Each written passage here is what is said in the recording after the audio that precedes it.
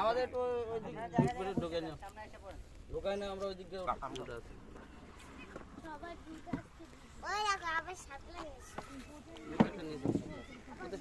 পানি লাগাচ্ছে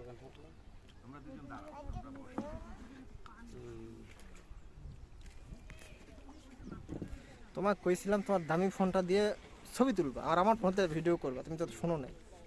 এক সেকেন্ড কি আর পুড়ে যাবে। তুমি এই দিকে এসো, ছবি তুলবে যে ভিডিও হয়।